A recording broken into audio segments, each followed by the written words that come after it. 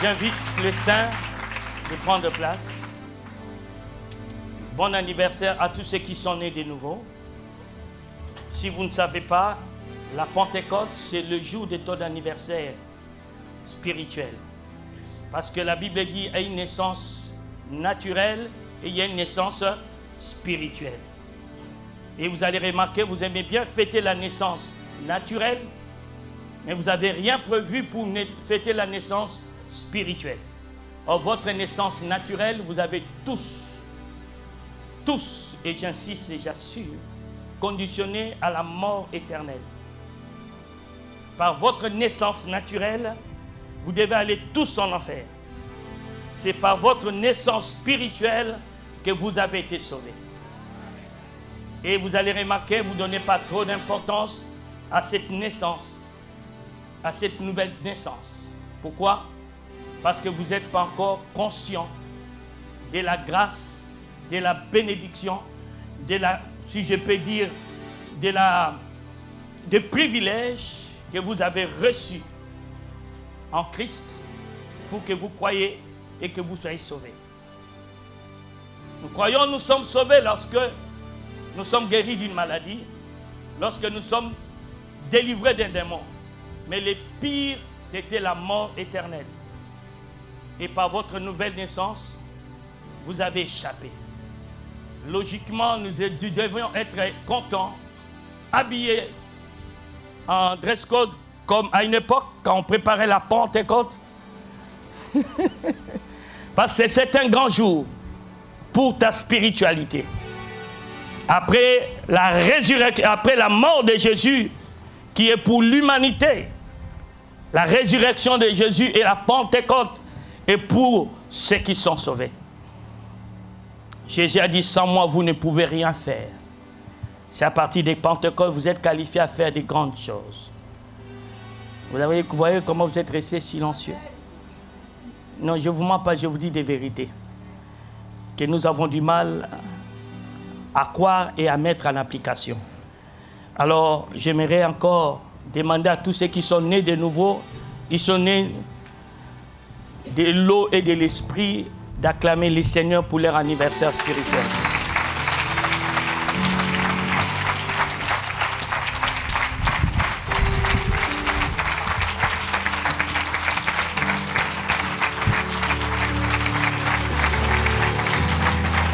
Acclame les Seigneurs pour ton anniversaire spirituel, pour ta nouvelle naissance, du fait que tu es né d'en haut, ton nom est écrit dans les livres de vie de l'agneau, et que tu passeras ton éternité avec Dieu et non à l'enfer. Dans le précieux nom de Jésus-Christ. Amen. Prenons place. La Pentecôte. Ce matin, par la grâce de Dieu, je demande ton attention à bien écouter mon message.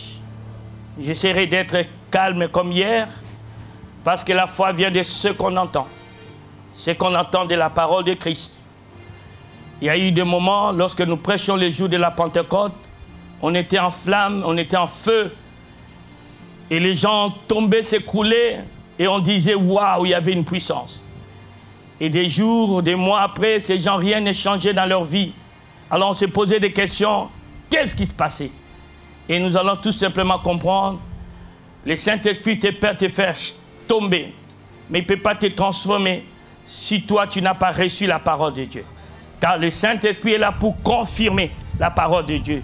Et si toi tu n'as rien reçu, alors quand il te fait tomber, c'est comme quand il était dans le monde, quand il était vide et informe, il agissait, mais rien ne se produisait. Alors ce matin, par la grâce de Dieu, sois vraiment un bon auditeur, une personne qui est attentive, et quand il ne comprend pas, il élève la main. Monsieur, j'aimerais comprendre ce que tu veux dire. Ce matin, nous allons découvrir, c'est un message qui a été changé aujourd'hui à minuit, un thème que j'appelle le 5 pépites de la Pentecôte. Les 5 pépites, c'est que produit les 5 choses que produit la Pentecôte. Pour cela, nous allons aller dans le chapitre 2 des Actes des Apôtres et nous allons lire quelques portions de la Bible. Nous commençons du verset 1. Merci à vous. J'aurais besoin vraiment du soutien de la sainteté. Nous commençons du verset 1 jusqu'au verset 4. Tout le monde m'entend? Est-ce que tout le monde entend les sons de ma voix? Kevin, tu entends ma voix? Yvan, tu entends les sons de ma voix? Super. On y va. Le jour de la Pentecôte, ils étaient tous ensemble dans le même lieu. Tout à coup, il vint du ciel un bruit comme celui d'un vent impétueux, et il remplit toute la maison où ils étaient assis. Des langues semblables à des langues de feu leur apparurent, séparées les unes des autres, et se posèrent sur chacun d'eux. Et ils furent tous remplis du Saint-Esprit, et se mirent à parler en d'autres langues, selon que l'Esprit leur donnait de s'exprimer. Parole du Seigneur. Ce n'est pas encore fini. Versets 15 à 19. Ces gens ne sont pas ivres, comme vous le supposez, car c'est la 3e heure du jour. Mais c'est ici qui a été dit par le prophète Joël, « Dans les derniers jours, dit Dieu, je répandrai de mon esprit sur toute chair, vos fils et vos filles prophétiseront, vos jeunes gens auront des visions, et vos vieillards auront des songes. Oui, sur mes serviteurs et sur mes servantes, dans ces jours-là, je répandrai de mon esprit, et ils prophétiseront. Je ferai paraître des prodiges en haut dans le ciel, et des miracles en bas sur la terre. » Verset 33. Élevé par la droite de Dieu, il a reçu du Père le Saint-Esprit qui avait été promis, et il l'a répandu comme vous le voyez et l'entendez. 38 et 39. Pierre leur dit, « Repentez-vous et que chacun de vous soit baptisé au nom de Jésus-Christ pour le pardon de vos péchés, et vous recevrez le don du Saint-Esprit. Car la promesse est pour vous, pour vos enfants et pour tous ceux qui sont au loin, en aussi grand nombre que le Seigneur notre Dieu les appellera. » Parole du Seigneur. Est-ce que l'Assemblée peut acclamer la parole du Seigneur?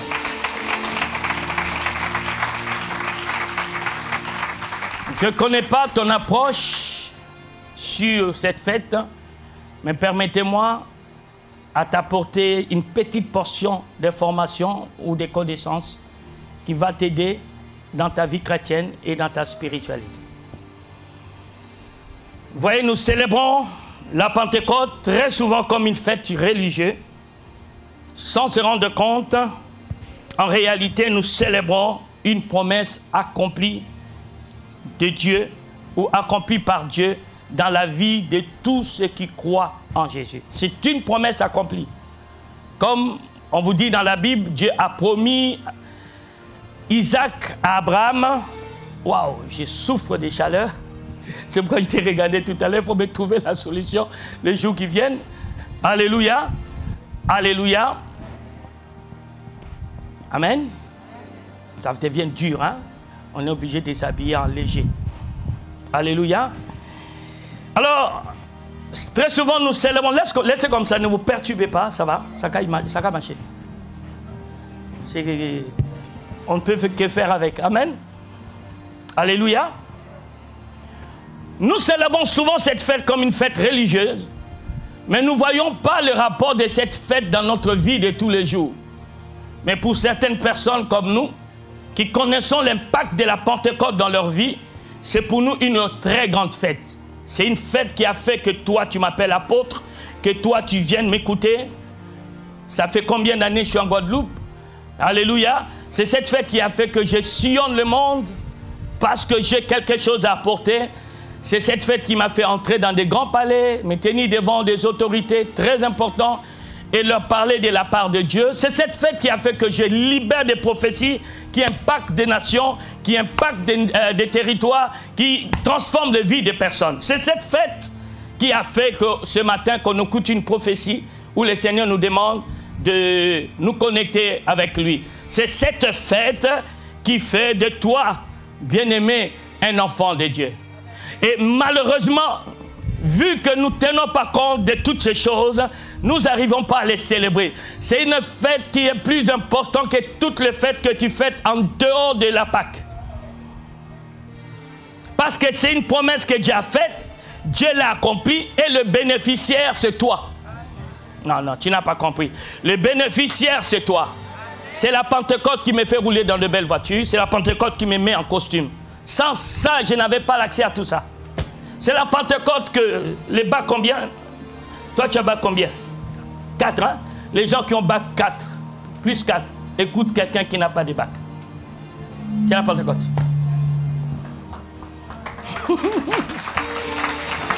C'est la Pentecôte qui fait ceux qui sont élevés en dignité, ceux qui sont des ministres, puissent nous consulter pour qu'on leur donne notre expertise.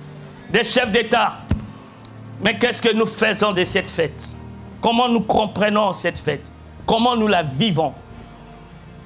En venant, j'ai appelé mes amis des chats, je leur ai dit, si je savais, je voulais dire qu'après le culte, que le chrétien célèbre la Pentecôte. C'est la fête la plus importante de ta vie, mes pasteurs. C'est la plus... Il y en a, si vous êtes appelé pasteur par la Pentecôte, sans ça, vous n'êtes rien. D'ailleurs, Jésus l'a dit, sans moi, vous êtes... Oh. Vous savez, quand Dieu a voulu sanctionner le monde, vous savez ce qu'il a fait? Il a enlevé son esprit dans l'homme. Quand Dieu a voulu mettre le monde dans le chaos, la seule chose, il a fait quoi? Il a enlevé seulement son esprit dans l'homme. C'est dans Genèse chapitre 6, verset 3. Et la calamité est entrée. La vie de l'homme a été diminuée. Il vivra maintenant 120 ans. Mais lisez les gens qui ont vécu avant cette parole, ils vivaient jusqu'à 1000 ans. Les gens qui ont vécu avant Genèse 6 vivaient longtemps. Mais quand Dieu a dit, j'enlève seulement mon esprit, les chaos arrivent. C'est la plus grande fête spirituelle que nous, les chrétiens, nous devons célébrer. Et si tu le célèbres sans l'avoir vécu, il faut essayer à chaque Pentecôte à vivre ta Pentecôte aussi. Pour qu'on t'appelle un pentecôtiste. Nous sommes de qui? Des pentecôtistes. Pourquoi? Non, non, tout le monde n'est pas pentecôtiste. Moi, je suis pentecôtiste. Je l'ai prouvé hier, n'est-ce pas? Moi, je suis qui? Ne sois pas jaloux de moi. Dis seulement qu'il est pentecôtiste. Dis, il est pentecôtiste. J'ai vu à Saint-François un enfant de 4 ans. Elle est pentecôtiste. Elle est terrible, cet enfant-là.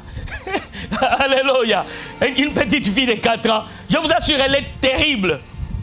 Alléluia. Elle est pentecôtiste. Mais j'ai vu aussi des personnes qui ont 70 ans, plus de 40 ans, 50 ans d'ancienneté dans la maison de Dieu. Ils ne sont pas encore pentecôtistes. Si ce matin, Dieu peut te faire grâce que tu deviens pentecôtiste, ça sera une très bonne chose.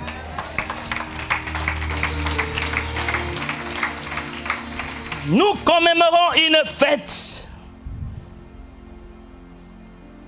qui manifeste une vérité que nous sommes très loin de comprendre. Lorsque les apôtres parlent des Pentecôtes, ils disent c'est le jour où Dieu vous a donné le don du Saint-Esprit. Dieu vous a donné quoi? Le don du Saint-Esprit. C'est le jour où Dieu vous a donné, pas un mérite, mais Dieu vous a donné le don du Saint-Esprit. Quelqu'un peut dire un bon amen avec moi. Un don, c'est quelque chose que vous ne méritez pas, que vous n'avez pas fait d'effort. Ce n'est pas un dû. C'est quelque chose que vous ne méritez pas, que vous n'avez pas fait d'effort pour obtenir. Et je dis à quelqu'un, aujourd'hui, tu vas obtenir quelque chose que tu n'as pas fait d'effort, que tu ne mérites pas d'obtenir, mais que Dieu va te le donner. Si tu peux m'aider à dire amen et acclamer le Seigneur. Quelqu'un peut dire amen avec moi. Le but de mon message, c'est quoi aujourd'hui? Vous révéler ce matin ce que doit produire la Pentecôte dans vos vies. Vous révéler ce matin ce que doit produire. Qu'est-ce que j'entends par là?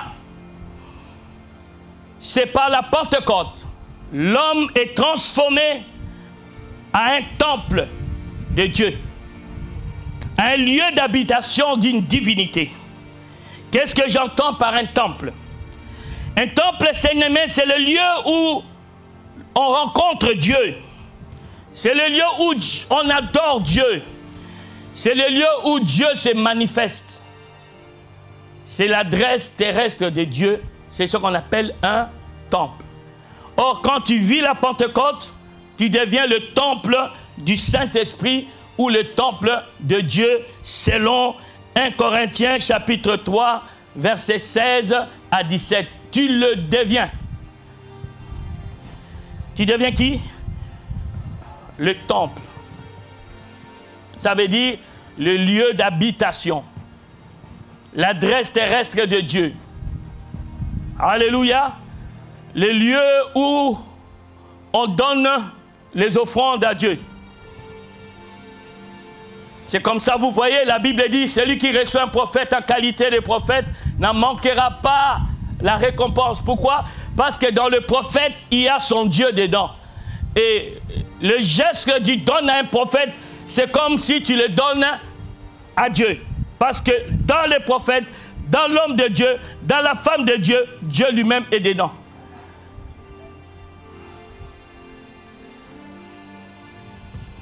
Deuxième but que j'aimerais, bien aimé, poursuivre, inviter les rachetés à capitaliser cet avantage.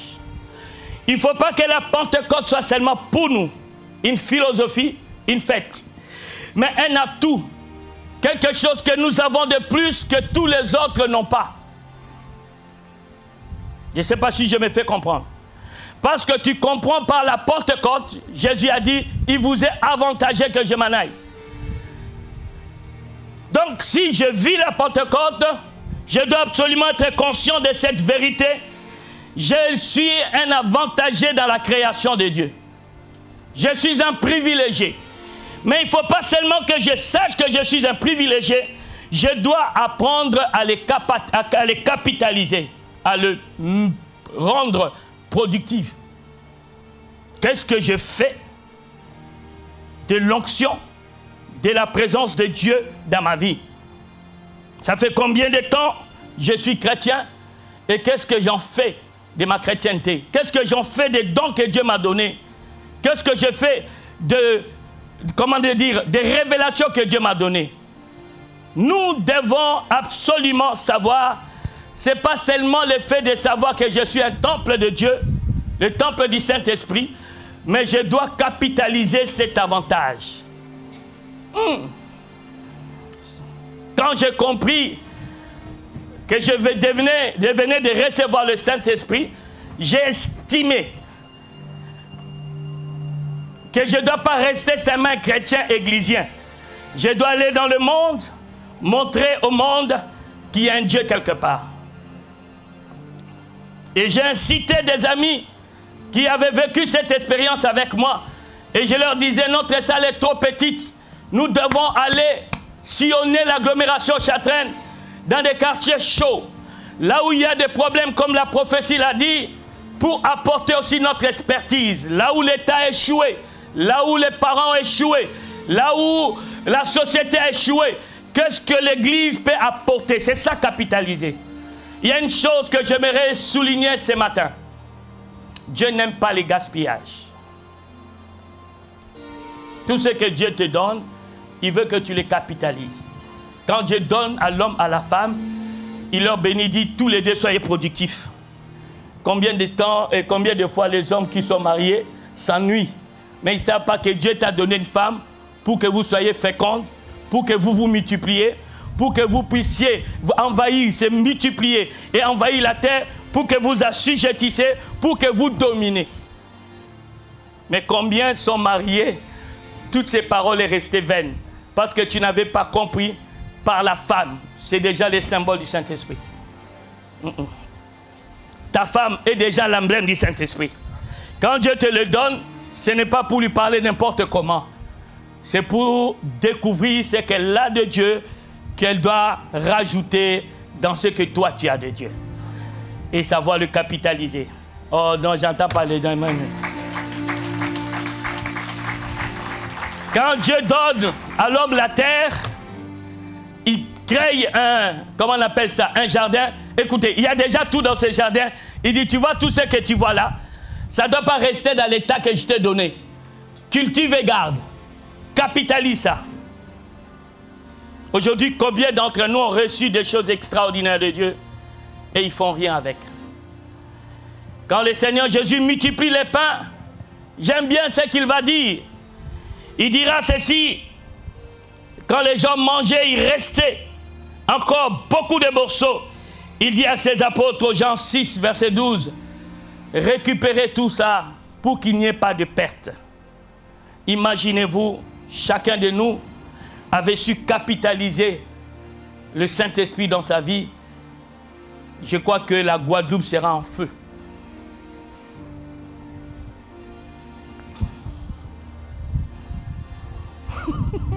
Tout le monde est resté silencieux. Je vais vous expliquer.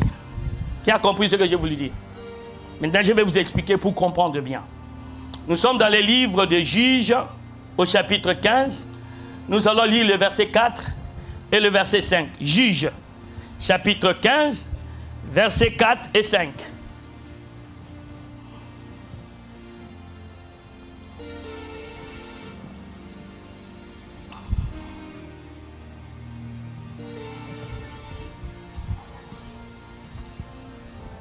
Juge, pas Jude, Juge 15, versets 4 et 5. Samson s'en alla, il attrapa 300 renards et prit des flambeaux, puis il tourna queue contre queue et mit un flambeau entre deux queues au milieu. Il alluma les flambeaux, lâcha les renards dans les blés des Philistins et embrasa les tas de gerbes, le blé sur pied et jusqu'aux plantations d'oliviers. Un jour, les Philistins ont provoqué Samson. Il avait épousé une femme philistine et lui part en campagne. Son beau-père prend sa femme, il donne à une autre personne. Quand lui vient, il pose la question, il cherche à embrasser sa femme, on lui dit c'est plus ta femme. Puis de Yamaladao, on lui a donné un toit. Le gars est devenu furieux. Il est devenu furieux. Il part, il attrape de qui? Des renards. Combien? 300. C'est déjà un miracle, hein? 300. Il attache leur queue, il met un flambeau, il leur envoie dans le champ des Philistins pour qu'ils puissent brûler.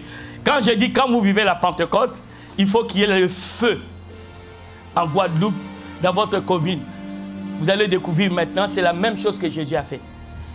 Il a attaché combien de renards? 2. Il a attrapé 300. Il a attaché 2 par 2. Il a allumé le feu. Maintenant, lisons un passage dans la Bible. Nous sommes dans les livres de Luc au chapitre 10, verset 1. J'arrive à me faire entendre? Est-ce que j'arrive à me faire entendre? Est-ce que j'arrive à me faire comprendre? C'est facile de comprendre? Est-ce que vous arrivez à comprendre facilement? Ok, lisez.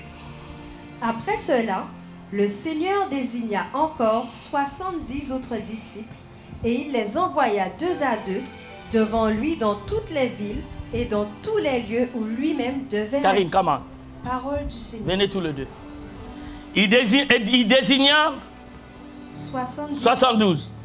Il leur met 2 à 2. Vous êtes d'accord avec moi? Et il leur envoya. Faire quoi dans le monde? Il leur envoya. Faire quoi dans le monde? Écoutez-moi attentivement. Maintenant, allons dans Jean et dans Luc 12, verset 49.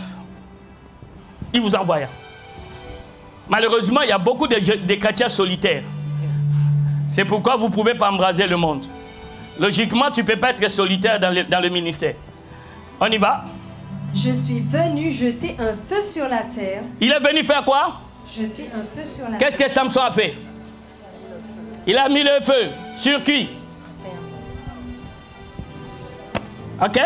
Il les a envoyés dans le champ pour amener le feu. C'est ça? Et Jésus dit la même chose. Il met 2 à 2. Dis-moi, tu es avec qui dans le ministère? Tu es avec qui dans ton appel? Tu es avec qui dans ton onction? Tu vas voir que tu es seul, tu es égoïste, tu n'aimes pas voir que Dieu utilise les autres. Mais ce que tu ne sais pas, c'est la stratégie divine pour embraser le monde. Quand il les a mis ensemble, La Bible dit clairement, Jésus n'est pas venu châtier les gens. Il est venu mettre le feu dans le monde. Il est venu faire quoi? Le monde, c'est Saint-François. Le monde, c'est Moule. Le monde, c'est Pointe-Noire. Le monde, c'est Pointe-à-Pitre. Le monde, c'est Lamentin. Vous savez quelque chose que je viens de remarquer qui s'est produit là tout à l'heure? Alléluia. Vous savez, quand il y a le feu, ça attire l'attention même des autorités. Et je vis dehors, la police municipale était venue. Ça fait un moment on est là. Hein?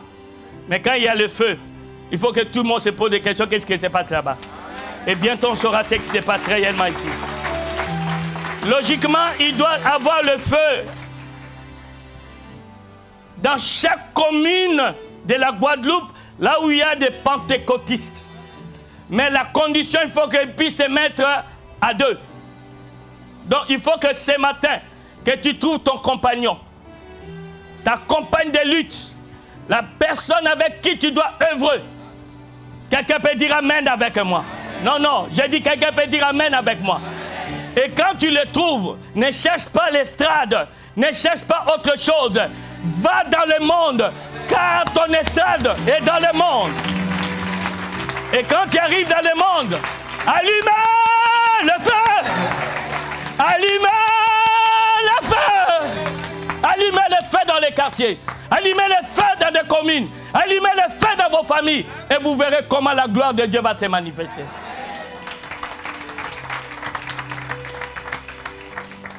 Il faut que ce que nous avons reçu, que nous allons dans le monde, avec un coéquipier, une coéquipière, allumez le feu.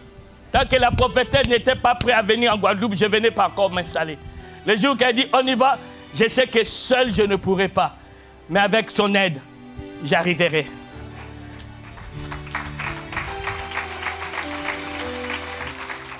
C'est comme ça, vous voyez, malgré que vous avez des talents, malgré que tu as des dons, mais tant que tu n'as pas un coéquipier, une coéquipière, le feu ne peut pas prendre.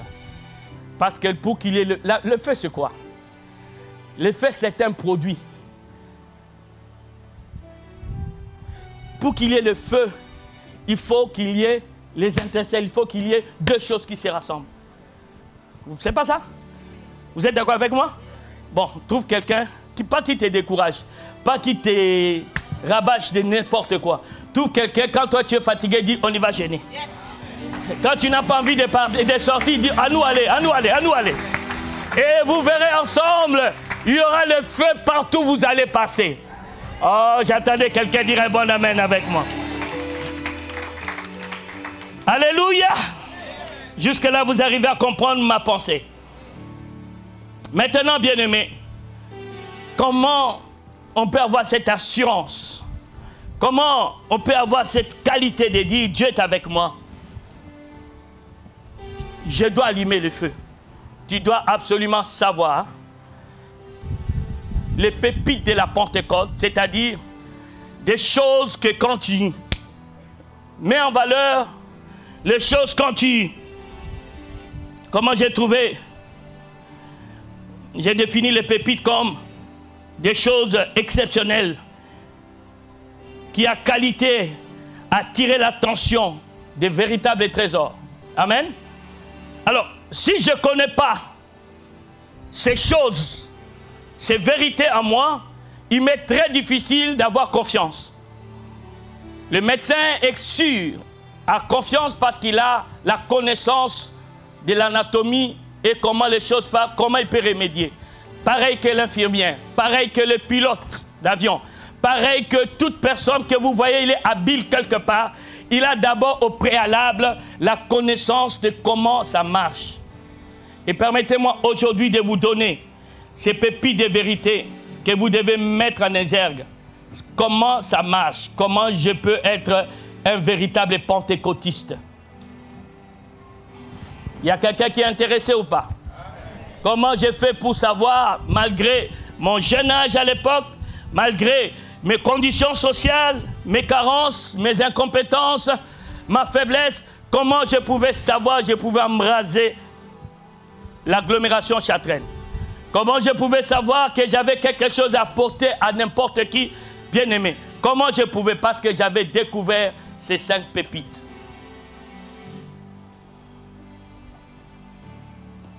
Est-ce que je peux vous nous expliquer ça maintenant?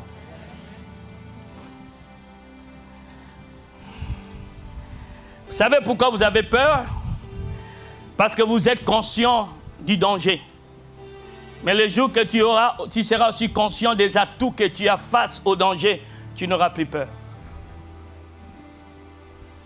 Qu'est-ce que nous devons savoir, nous les pentecôtistes, sur le mouvement de l'Esprit, sur le temple du Saint-Esprit que nous sommes? La première chose que j'aimerais que vous sachiez, la foi a un rôle capital à jouer dans la manifestation du Saint-Esprit. La foi a un rôle capital à jouer dans la manifestation du Saint-Esprit.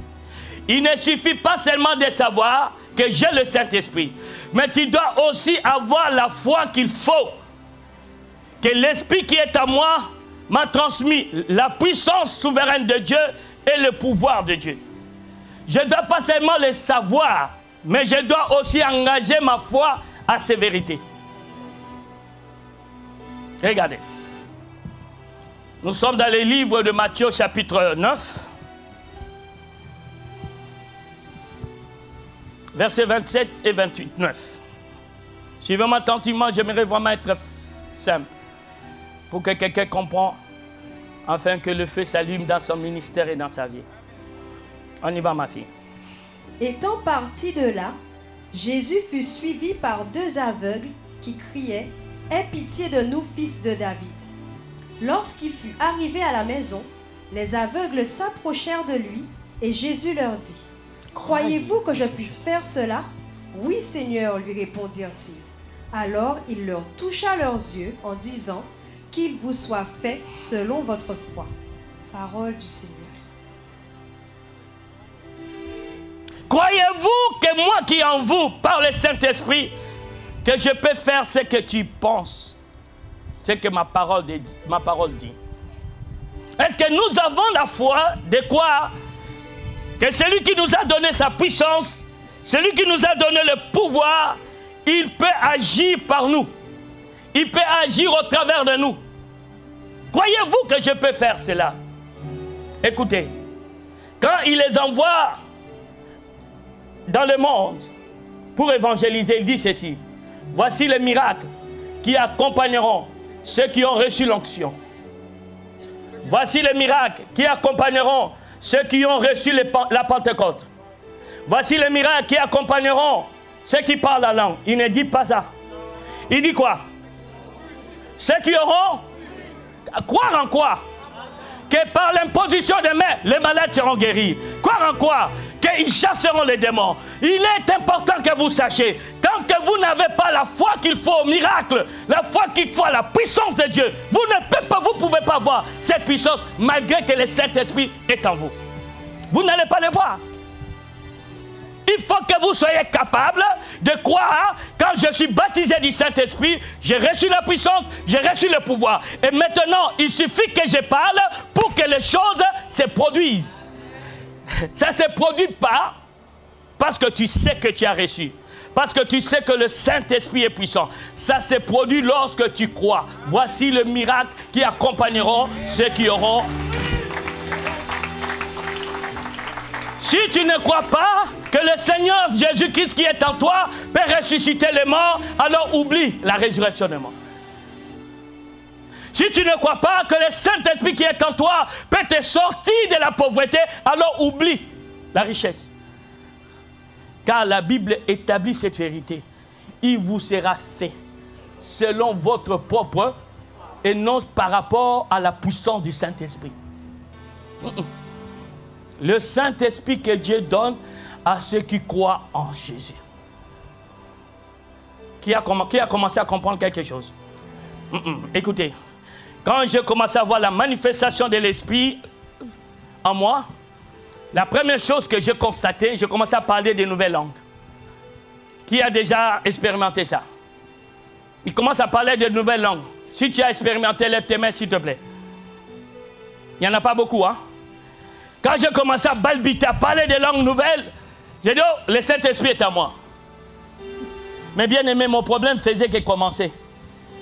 Quelqu'un peut dire, son problème venait qu'il commençait. Le but, ce n'est pas que je parle en langue. Le but, c'est autre chose. Deuxièmement, j'ai constaté quand j'ai commencé à prêcher, les gens s'écroulaient, tombaient par terre. Oh. Les gens se mettaient à rire. Et un beau jour, j'ai dit à mon équipe, on va préparer la campagne d'évangélisation à 2001.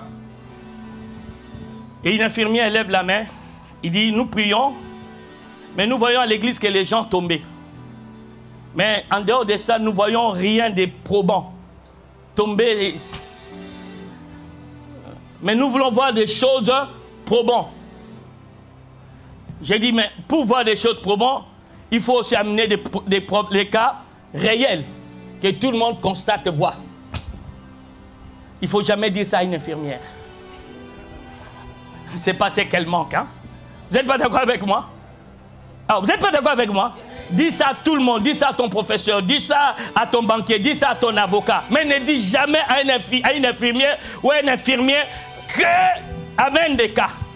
Elle en avait plein. Et la dame, comme par hasard, elle m'amène les cas qu'elle avait le plus difficiles. La myopathe. Elle est fait entrer à l'église. Et là, moi, à cette époque, je ne connais même pas ce mot myopathie. Pour moi, je trouve la myopathie veut dire quelqu'un qui a mal à la tête. Alléluia. Et lorsque on m'annonce, on dit que Dieu veut guérir la myopathe, je suis content, j'ai dit Dieu va guérir quelqu'un. Il n'y aura pas de preuve ni vineux. J'ai dit que la myopathe passe devant. Mes amis, je vois seulement déplacer une chaise roulante et une personne comme ça. J'ai regardé à gauche, à droite, je commence à chercher des issues de sortie. Je vais fuir où? Mais là où j'étais, il n'y avait pas de sortie. Je ne savais pas quoi faire. Jésus. Mais pire de ça, c'est quoi? Les caméras, les vidéos. Je crois que les gens connaissent parce qu'ils ont vu. Tout le monde te regarde. Je commence à gratter la tête sans qu'on voit ma main. Et je me suis souvenu à ce moment, voici les miracles qui accompagneront ceux qui ont. Le miracle, c'est quelque chose que ce n'est pas toi qui fais, c'est Dieu qui fait. Et je me suis dit intérieurement, si ça ne marche pas, ce n'est pas moi qui aura honte. C'est Dieu qui aura honte. C'est lui-même, il va se désavouer aujourd'hui. Voici l'occasion lui est donnée pour montrer s'il est le même hier, aujourd'hui et éternellement. Voici l'occasion qui lui est donnée pour qu'il montre que toute grâce excellente, tout don parfait descend d'en haut, de Père de lumière, chez lequel il n'y a ni changement, ni ombre de variation. Et quand je vois la myopathe, j'ai dit, je ne cherche même pas midi à 14h. Je le prends seulement les mains. Je le dis au nom de Jésus, je dis, lève-toi et marche. La dame s'est mise debout. Elle s'est mise à marcher. J'ai commencé à dire, de vous à moi, intérieurement, je commence à crier, ça marchait, ça marchait, ça marchait, ça marchait. Vous pouvez comprendre? Est-ce que tu comprends ce que je dis? Intérieurement, je suis en train de jubiler. Mais je ne peux pas montrer aux gens que moi-même, je suis impressionné par ce que je viens de voir. Tant que vous n'avez pas la foi, quel que soit ce que Dieu a mis en vous, vous ne pourrez pas tirer bénéfice. C'est impossible. Voyez les gens que Jésus a envoyés en mission. Dans Marc 16, à partir du verset 10 jusqu'à verset 15, ils avaient les mêmes problèmes que toi et moi. Ils ne croyaient pas que le Saint-Esprit avait ressuscité Jésus. Ils ne croyaient pas que Jésus était ressuscité 3 fois. Mais Jésus a regardé ces gens. Et il a dit, c'est vous que je vous envoie. Mais comment les gens qui ne croyaient pas ont fini de croire? Parce qu'ils ont eu des signes, des preuves qui les ont poussés à croire. Ces preuves s'appellent le baptême du Saint-Esprit. Quand ils commencent à parler, à balbuter, ils disent non, on n'a pas l'habitude de faire ça. Quand ils commencent à prophétiser, on n'a pas l'habitude, ça les a donné de l'assurance. Crois-tu que Dieu qui est en toi peut faire des merveilles avec toi? Bon, tu notes la date d'aujourd'hui, que tu as dit que tu crois. Donc on a un an, tous les dimanches, tu vas amener des personnes que Dieu a été utilisé pour leur sauver au travers des miracles authentiques. Bien-aimé, Dieu n'agit pas avec les incrédules. Mais Dieu, quand il rencontre la personne, quelle que soit son ancienneté, comme cet enfant de 4 ans, cet enfant croit bêtement que tout est possible à Dieu. Et vous voyez, des femmes qui ont des problèmes de cancer des seins ont été déclarées guéries par la foi de ces jeunes, ces petits enfants. Pourquoi? Parce qu'elles croyaient. Première pépite, c'est la foi. Note ça quelque part. Deuxième pépite, des vérités que tu dois savoir. Il n'y a pas de Pentecôte sans que le ciel soit grandement et définitivement ouvert sur la personne qui a reçu le Saint-Esprit. Écoutez-moi, le jour que tu vois le Saint-Esprit descendre sur toi, dis-toi ces jours-là, un phénomène surnaturel s'est produit sur ta vie. C'est-à-dire le ciel qui est au-dessus de toi n'est plus fermé, il est ouvert. Suivez-moi attentivement. Dans Luc au chapitre 3, du verset 21 jusqu'au verset 22, notez seulement, Luc 3, 21, 22, et Jean chapitre 1, verset 51, écoutez ce que la Bible dit. Quand Jésus se faisait baptiser, il s'est mis à prier. Et tout d'un coup, le ciel s'ouvrit et le Saint-Esprit est descendu. Si tu veux savoir qu'est-ce qui s'est produit les jours que tu as commencé à parler en langue, les jours que tu as été baptisé du Saint-Esprit, ces jours-là voulaient dire le ciel venait de s'ouvrir sur ta tête. Et quand il est ouvert, il ne sera plus jamais fermé. La manière que vous me regardez, vous me faites peur. C'est comme si je vous donne des paroles qui sont lourdes à accepter. Tu ne peux pas avoir le Saint-Esprit et douter de la générosité de Dieu. Quand le ciel est ouvert, tout ce qui est de Dieu est mis à ta disposition. Le pouvoir du ciel est mis à ta disposition. Les anges de Dieu sont mis à ta disposition. Les connexions entre le ciel et la terre, et c'est à ta vie. La personne qui a vu cette expérience s'appelle Jacob. Lorsqu'il a regardé, il a vu le ciel ouvert quelque part, il a dit, ah, ce lieu est redoutable. Il a dit ça. Alors si le ciel est ouvert sur ta tête, tu es comment? Beaucoup de gens ne disent pas. Si le ciel est ouvert sur ta tête, tu es comment? Si le ciel est ouvert sur ta famille, tu es comment? Alors pourquoi tu as peur? C'est toi qu'on doit redouter. Mais ce n'est pas à toi de redouter les autres. Oh maladie, oh problème, oh mes ennemis, oh les gens ne m'aiment pas. Non, non, non, ils ne sont pas des redoutables. Ils ont peur de toi, c'est pourquoi ils ont des attitudes que tu vois là. Ils ont peur de toi, ils savent que toi tu es dangereux. Oh, dis à quelqu'un, je parle à quelqu'un. Écoutez, la Bible dit quand le ciel est ouvert, les anges descendent et ils commencent à marcher avec toi. Ils commencent à faire quoi? À se promener avec toi. Là où toi tu es, les anges campent pour que toi tu dors tranquillement. Aucun démon puisse entrer dans ta maison. Oh, j'ai dit à quelqu'un, quand le ciel est ouvert, tu as le premier garde du corps. On les appelle les anges de Dieu. Ils sont à ta disposition. C'est comme ça que je ne comprends pas. Quand un chrétien se plaint, je meurs de la solitude. Non, tu ne peux pas être seul quand le ciel est ouvert devant. Je voyage énormément. Et je peux rester un mois loin de ma famille. Je peux vous assurer, je ne me suis jamais senti seul. je ne me suis jamais senti ou avoir envie de faire des conneries. Parce que là, très souvent, je dors dans les hôtels. Mais j'ai même envie, dès que je finis mes activités journalières, de m'enfermer dans ma chambre. Parce que j'ai l'impression que j'ai des choses à dire et à échanger avec Dieu. Même quand je suis chez moi-même, là, dans mon poste, mon endroit le plus préféré, c'est rester dans la chambre. Parce que si je suis au dehors, il y a un enfant qui s'appelle Grâce. Donc elle va sillonner. Si elle me voit avec une crevette, elle commence à tourner comme ça. Elle va dépendre pour que je regarde. Qu'est-ce que tu veux? Partageons. Mais la seule chose, je sais que je ne partagerai pas ni avec Grâce, ni avec Gina. C'est ma présence, la présence de Dieu. Alors je m'enferme souvent. Église de Dieu, peuple de Dieu, le jour de la Pentecôte, le ciel a été déchiré sur ta tête. Elle ne sera plus jamais fermée. N'aie pas peur. Ne doute pas. Croyez-moi, Dieu est avec toi. Quand on dit que le ciel est ouvert, ça veut dire encore Dieu t'est favorable. Non, vos amens m'étonnent.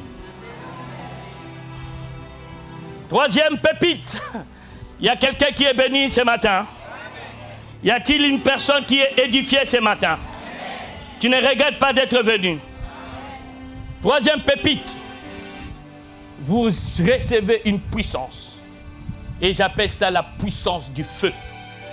Luc, notez seulement 4, verset 14.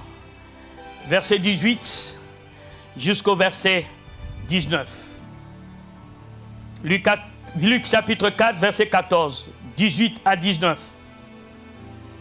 Et Luc 4, verset 49. Luc 4, verset 49. Et Actes des Apôtres 1, verset 8. La Bible dit, vous recevrez une puissance et vous deviendrez mes témoins. Vous recevrez une puissance et vous deviendrez mes témoins. Mais quelle puissance? J'aimerais te dire la puissance de feu. Vous savez, quand vous avez une puissance de feu, on réfléchit deux fois pour t'agresser. Regardez ce qui se passe entre l'Ukraine et la Russie. La Russie connaît sa puissance de feu. Il dit au monde entier, c'est lui qui va nous attaquer. Nous allons faire quoi? Nous allons répliquer et ils vont regretter de nous attaquer. Et les Américains et tout le monde, ils commencent à donner seulement les armes à l'Ukraine. Mais ils n'engagent pas leurs militaires parce qu'ils savent. Engager le militaire veut dire que tu déclares la guerre avec une puissance de feu. Et toi, tu as la puissance de feu, les démons n'ont pas peur de toi. Vous savez, les démons, ce n'est pas seulement les maris de nuit, les esprits de mort. Tu sais, la pauvreté, c'est un démon. Tu sais, le célibat endurci, pendant que tu cherches à te marier, le mari ne vient pas, c'est un démoniaque. Pour ne pas dire un démon. Beaucoup de chrétiens ne savent pas. Nous sommes attachés, nous sommes liés par des esprits qui nous contraignent et qui nous imposent une vie que nous aimerions, que nous détestons. C'est la raison pour laquelle ce matin à 5 heures, le Seigneur me dit, tu vas prier pour les bouteilles d'eau et tu vas les donner aux gens qui veulent voir leur vie changer. Il n'est pas normal. Là où il y a l'Esprit de Dieu, il y a la liberté. Tu ne peux pas être dans l'Esprit de Dieu et tu as des contraintes, tu as des limitations, tu as des blocages, tu as des liens, tu ne peux pas t'en sortir. Tu es limité dans tes moyens, tu es limité dans tes mouvements, tu es limité dans... Tu as tellement de projets, mais toi-même tu sais que je n'arriverai pas parce que je suis attaché. Non, il y a une puissance de feu en toi. Écoutez, le diable le sait, mais toi tu ne sais pas. Qui ont fait tomber le diable du ciel? Ce n'est pas Jésus, c'est les apôtres. Quand ils sont venus, ils ont dit à Jésus, même les démons nous ont été soumis. Écoutez Jésus, je voyais les diables tomber du ciel comme un éclair. Vous êtes l'armée la plus puissante qui peut exister dans le monde. Quand tu as le Saint-Esprit. Vous êtes une personne qui a une force Même si 10 000, 1 million de sorciers se liguent contre toi, ils vont perdre. Oh, j'ai dit, ils vont perdre. Vous recevrez une puissance. Vous avez vu, Samson n'a pas utilisé sa puissance pour mater le peuple de Dieu, pour mépriser le peuple de Dieu, non. Mais il a utilisé cette puissance pour déstabiliser les armées qui malmenaient son peuple. J'ai dit à quelqu'un, tu ne peux pas voir la puissance de Dieu et parler de mal de l'Église. Impossible. Impossible. Car Dieu t'a oint pour être le défenseur de l'Église. Pour être celui, quand il se lève, les gens disent Dieu n'existe pas. Mais toi, tu leur montres par 1 plus 1 égale à 2 que ton Dieu est réel.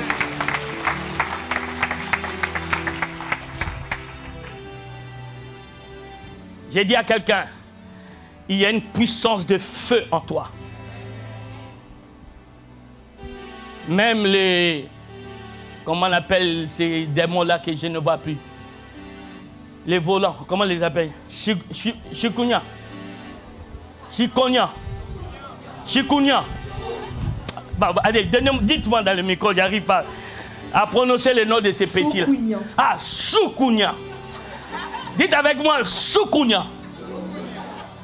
Qui a déjà vu un Soukounia? Jamais, vous n'avez jamais vu? Ceux qui ont vu qui montrent. Voilà. Vous les avez, vous, chez vous? Comment? Ils ont aussi un feu, hein? Hein? Toi, tu as déjà vu? Mais il faut, quand tu le regardes, la prochaine fois, quand tu regardes, tu le regardes, tu dis, arrête tes blagues là, dépasse plus par ici. Parce que le Choucounia a un feu, mais toi, tu as le feu dévorant. Tout feu qui n'est pas de Dieu, toi, tu dois le dévorer. On ne le dit pas souvent parmi les témoignages qu'on donne. On ne le dit pas. Il y avait un Choucounia qui était tombé au moule, non? Qui se rappelle? Vous savez, il était tombé à quel moment? À 5 h du matin, nous, on était en train de faire quoi? On était en veillée de prière, j'ai annoncé ça. Écoutez, vous avez une arme de destruction massive qu'on ne peut pas trouver dans les camps de l'ennemi, qu'on appelle la puissance de Dieu. Tu peux te réveiller le matin, tu te promènes dans ta rue, dans ton avenue, avec force, avec l'huile d'onction, tu les dévais, tu dis, plus jamais des accidents dans cet endroit, plus jamais de morts. Tu as une force de frappe, dis avec moi, j'ai une force de frappe. Non, non, non, tu l'as dit avec peur, j'ai une force de frappe. Je mettrai KO tous les Choucounia,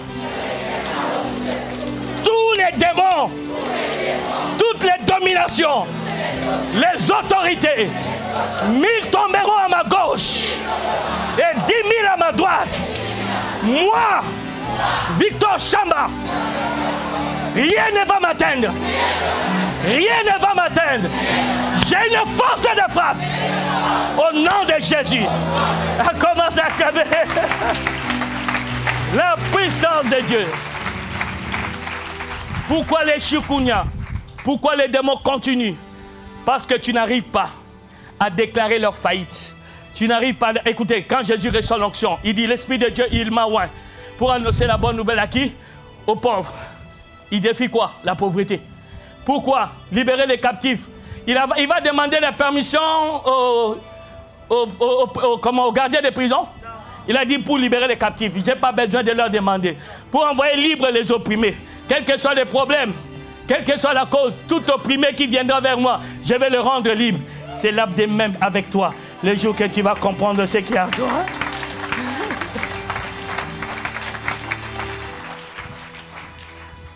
On est au 4e pépite. Maintenant, c'est combien? Maintenant, c'est le 4e. C'est pas le 5e. J'ai sauté une... Ah oui, j'ai sauté une pépite. Oh, dites avec moi, il a sauté une pépite. Ah, j'ai failli rater. Dis toi-même, j'ai failli rater une pépite. Ah. Qu'est-ce que c'est? Quand le ciel est ouvert, la première chose qui se produit avant la puissance, c'est la présence de Dieu. Dieu descend et il est avec toi. C'est important.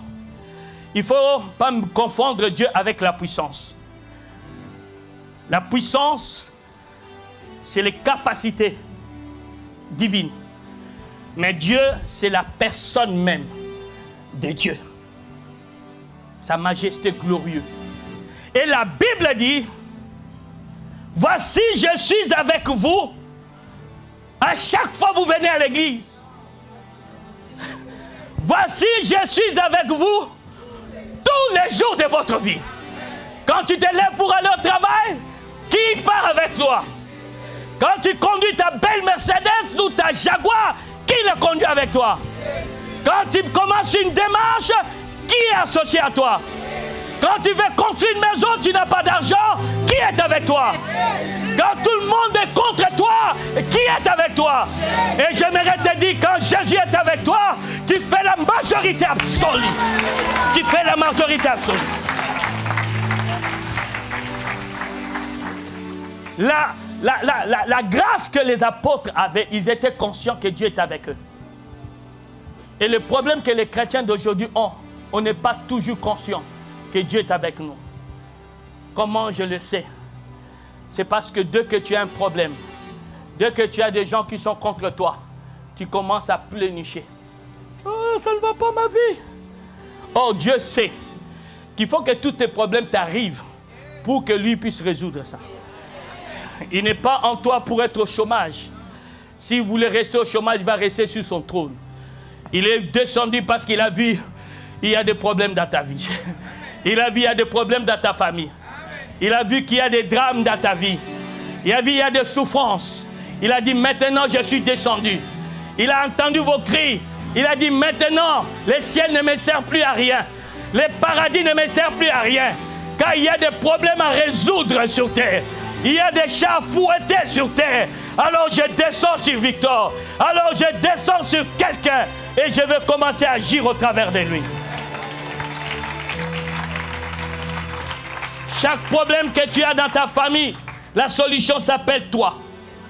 Chaque problème que tu as dans ton établissement, la solution s'appelle toi. Chaque difficulté, parce que Dieu a quitté le ciel et il t'a choisi comme sa résidence terrestre. Non, je dis à quelqu'un, Dieu habite en toi. Et ce que j'aime, ce qui est bien, il demeure éternellement en toi. Pourquoi je veux souligner cela? Ça arrive dans notre parcours, dans notre vie, que nous trébuchons un peu. Hein? Ne pense pas parce que tu as trébuché, Dieu t'a quitté. Vous n'êtes pas dans l'ancienne alliance, vous êtes dans la nouvelle alliance. L'alliance des grâces Imaginez chacun de nous quand il voulait entreprendre quelque chose. Il avait dans sa tête cette vérité. J'entreprends au nom de Jésus. Je travaille avec Dieu. Je m'engage dans cette histoire avec Dieu. Même si cet homme, même si cette femme voulait se jouer de toi, il va regretter pourquoi elle a fait cette blague. Oh yes. Ah, il va regretter. Non, je vous assure, il va regretter. Il y a des gens qui vont regretter de vous avoir touché. Parce qu'ils te voient toi. Elle est mince, tout ça. Mais il ne voit pas celui qui est en toi. Oh, celui qui est en toi est dangereux. Et cinquième et dernier pépite de la Pentecôte. Quelqu'un peut m'encourager, prêche l'homme de Dieu. Encouragez-moi, prêche l'homme de Dieu. C'est que je vais découvrir. Chaque personne, chaque pentecôtiste est particulier et distingué. Chaque pentecôtiste est particulier et distingué. Notez seulement. 2 Corinthiens, au chapitre 2, verset 3 jusqu'au verset 6. 1 Corinthiens, chapitre 4, verset 1 et verset 7. Actes des apôtres, au chapitre 2, verset 1 à 4. Qu'est-ce que j'entends? Particulier et distingué. Les jours de la Pentecôte, un phénomène va se produire. Ma fille, tu peux me lire cela, s'il te plaît. Et vous allez comprendre pourquoi nous devons associer, avoir une deuxième personne avec nous. Vous allez comprendre pourquoi. Pour qu'il y ait la flamme. Tu peux lire maintenant, verset 2 jusqu'au verset, ou bien verset 1 jusqu'au verset 4. Actes des apôtres. Le jour de la Pentecôte, ils étaient tous ensemble dans le même lieu. Tout à coup, il vint du ciel un bruit comme celui d'un vent impétueux, et il remplit toute la maison où ils étaient assis. Des langues semblables à des langues de feu leur apparurent, séparées les unes des autres, et se posèrent sur chacun d'eux. Et ils furent tous remplis du Saint-Esprit, et se mirent à parler en d'autres langues, selon que l'Esprit leur donnait de s'exprimer. Quand nous lisons ce passage, nous les lisons rapidement sans comprendre la portée des derniers messages. 1, on nous dit, c'est descendu sur chacun d'eux. 2, on nous dit, deuxième chose, on nous dit, chacun s'exprimait comme le Saint-Esprit leur donnait. Cela veut dire que la manière que je m'exprime dans l'onction doit être différente de sa manière. Doit être différent. C'est ça qui fait la particularité. Et comme je sais qu'elle fonctionne différemment avec de moi, j'ai besoin d'elle pour qu'ensemble nous renvoie. Tu as compris ce que j'ai dit? C'est-à-dire, le Saint-Esprit ne te donne pas tout, mais il te donne une particularité qui va te distinguer des autres, qui fera de sorte qu'on ait toujours besoin de toi. Parce que tu n'es pas le jumeau de quelqu'un d'autre, tu n'es pas le sosie de quelqu'un d'autre, tu n'es pas un clonage, tu n'es pas qui encore un contrefaçon, tu es authentique, tu es particulier. Quelqu'un qui a le Saint-Esprit est particulier. C'est pourquoi faites attention. Tout homme de Dieu n'a pas la grâce de te bénir. Non, arrêtez de voir les spectaculaires. Tout homme de Dieu n'a pas la grâce de te bénir. Dieu te connectera toujours avec l'homme de Dieu qui a la grâce de te bénir.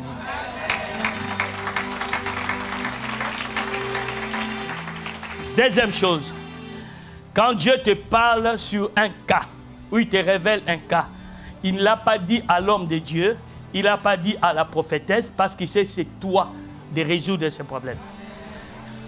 Tu peux leur informer pour faire le rapport, pour l'unité du corps, afin que tu aies la couverture. Mais s'il a pris soin de te parler à toi et de ne pas leur parler, parce qu'il sait que c'est toi qui as l'onction de résoudre ces problèmes.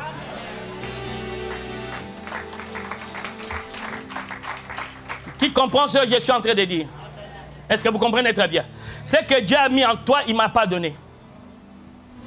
Ce que Dieu veut faire avec toi, ce n'est pas il va faire avec moi. Même Jésus-Christ a respecté ce principe. Suivez-moi attentivement. Lorsque vous lisez Acte 3, le miracle qui s'est produit, au verset 1, jusqu'à...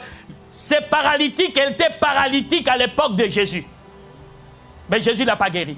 Combien de fois Jésus est passé par là? Il a fait des guérisons, mais il n'a pas guéri ces paralytiques. Savez-vous pourquoi? Parce que l'onction qui devait le guérir, c'était l'onction de Pierre et l'onction de Jean. Il y a des cas, il y a des problèmes, il y a des situations que cette onction va résoudre quelque part.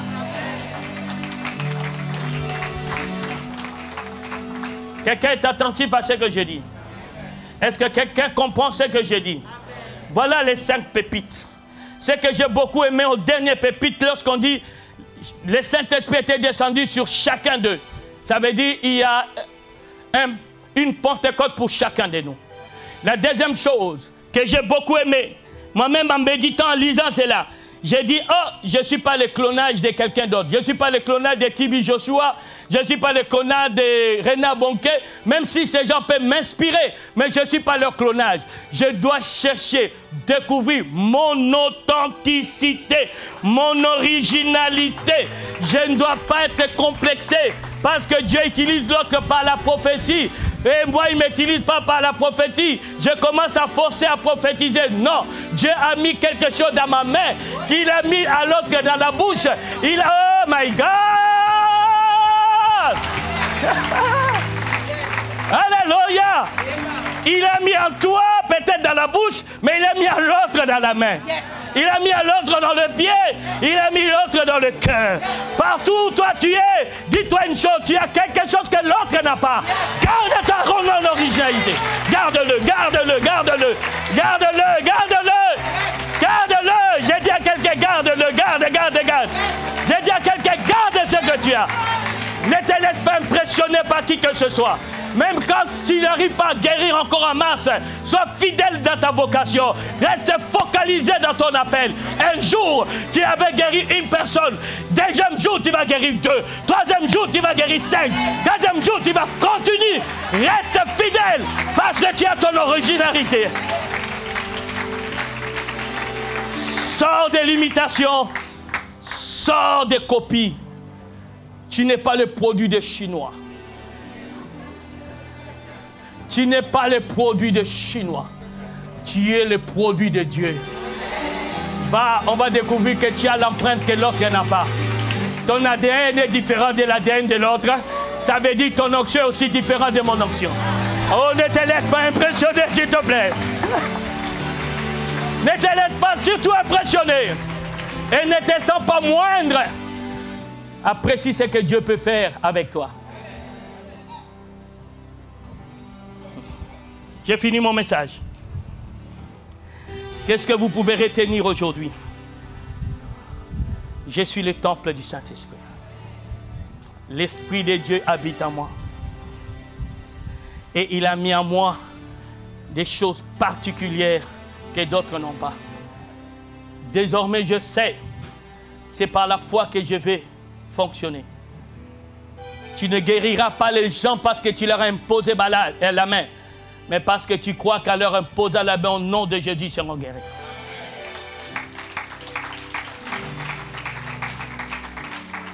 Vous savez, un miracle qui s'est produit à Saint-François, que j'en parle toujours, c'est le plus beau miracle que j'ai vécu à Arbre de Vie.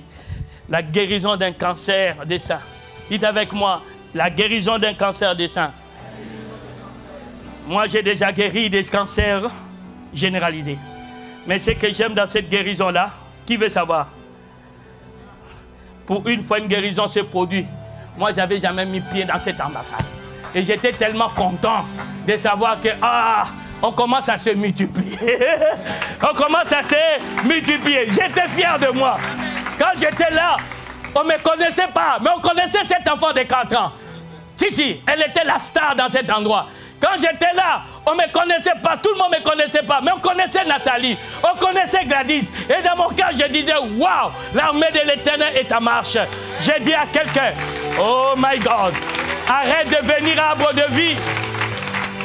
Arrête de venir à Arbre de Vie seulement pour m'acclamer. Viens à Arbre de Vie pour devenir mon associé. On a beaucoup de choses à faire, s'il te plaît. Le monde a besoin de toi et le monde a besoin de moi. Oh bien-aimé, il y a des endroits que moi je ne peux pas arriver, mais toi tu vas arriver. Il y a des palais que moi je ne peux pas entrer, mais toi tu vas entrer. Il y a des cas que moi je ne peux pas prier, mais toi tu peux prier. Il y a des situations que je ne peux pas résoudre, mais toi tu peux résoudre. C'est comme ça, ma fille, tu as vu que je n'ai pas répondu. Si Dieu te met quelque chose dans le cœur, c'est à toi de le faire et non à l'apôtre. Parce que c'est toi qui as la foi et non l'apôtre. Si tu as dit je ressens, c'est toi que Dieu parle. Alors ne te sous-estime pas, ne regarde pas ton ancienneté dans la foi, sois complice avec Dieu, travaille avec Dieu et la gloire de Dieu sera manifestée.